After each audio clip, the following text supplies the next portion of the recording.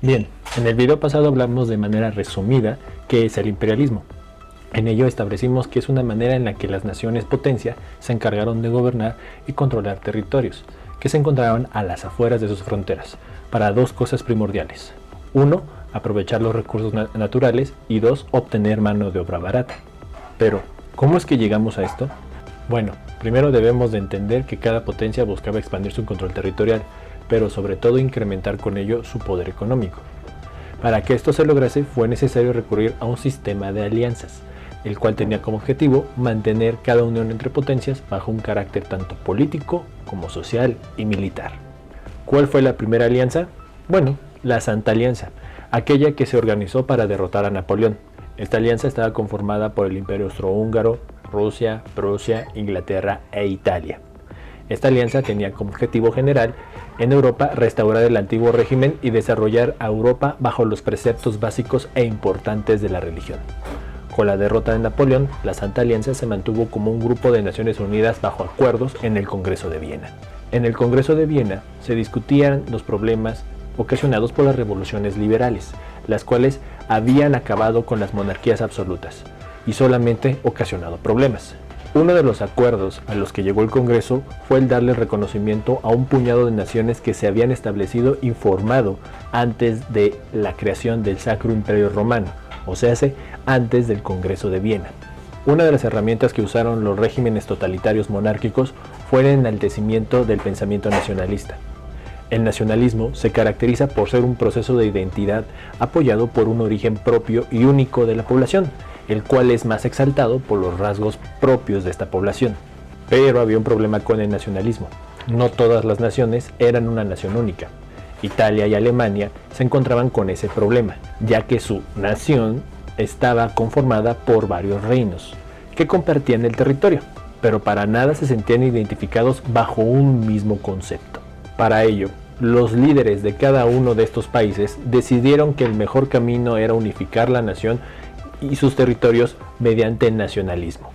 De esa manera sabrían que la unión sería mucho más fuerte y estable, todos bajo el mismo pensamiento y todos bajo el mismo sentimiento. Primero tendremos la unificación italiana. Este reino o nación se unificó gracias a la acción del rey Víctor Manuel II, quien mediante el uso del ejército apoyado principalmente por el comandante Giuseppe Garibaldi, se lograría la unificación de los distintos reinos en los que hablaba la población totalmente italiano. La primera fase de esta unificación se dio con la Guerra de Austria, por los territorios al norte de la península. La segunda fase se dio con la anexión del reino de Lombardía, la cual fue gracias al conde de Cavour y la ayuda de Napoleón III, que lograrían la unificación de este reino al reino de Italia. Con la unificación de estos territorios seguirían los de Parma, Modena y Toscana. Mientras esto se lograba, Víctor Manuel, con el apoyo de Napoleón III y Giuseppe Garibaldi, lograrían que entraran al reino de Italia las dos Sicilias, Palermo y Nápoles. Con estas victorias y con el apoyo de Napoleón III, los nacionalistas italianos solo les faltaban los territorios de Venecia, que aún le pertenecían a Austria, y los estados pontificios. En la guerra contra el Imperio Austriaco, se logró por fin consolidar los territorios de Venecia, y posteriormente Víctor Manuel hizo de Roma la capital del Reino de Italia. Los estados pontificios se unirían después del berrinche del Papa. Con la unificación alemana la historia fue muy distinta. Esta se desarrolló mediante guerras. La primera fue la Guerra de los Ducados en 1864, donde se unificarían los ducados de Schleswig y Holstein. Después, la Guerra Austro-Prusiana de 1866, en donde Alemania se anexaría los territorios al norte de Austria, y con ello se conformaría la Confederación Alemana del Norte. Y finalmente, la Guerra Franco-Prusiana, en donde Otto von Bismarck, quien dirigió la unificación para Guillermo I, se apoderaría de los territorios de Alsacia y Lorena, que se encontraban en la frontera de Francia y Alemania, asestándole un golpe final a lo que era el imperio de Napoleón III. Ya logradas las unificaciones, obviamente las naciones recién formadas iban a pedir su tajada del pastel del mundo, y cómo no, pero para evitar los roces que ya eran obvios entre naciones, se decidieron organizar en lo que conoceremos como la Conferencia de Berlín, de 1884, en donde las potencias literalmente se repartieron del mundo, llevándose la mejor tajada a Inglaterra. Esto generó la molestia entre algunos grupos y países, los cuales decidieron unirse entonces en alianzas para argumentar tanto su fuerza política como territorial.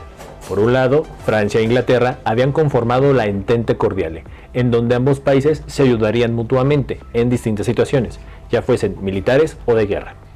Por otro lado, Alemania junto a Austria formarían lo que sería una de las alianzas territoriales más fuertes, y la cual le plantaría la cara a la Entente Cordiale. Rusia también quería participar, y después de las guerras ruso-japonesa, donde recibió una paliza, y la guerra ruso-turca, donde obtuvo un buen golpe al Imperio Turco, Francia e Inglaterra decidieron invitar a Rusia, y junto a esto se transformó la Entente Cordiale a la Triple Entente, algo que Alemania no vio con buenos ojos.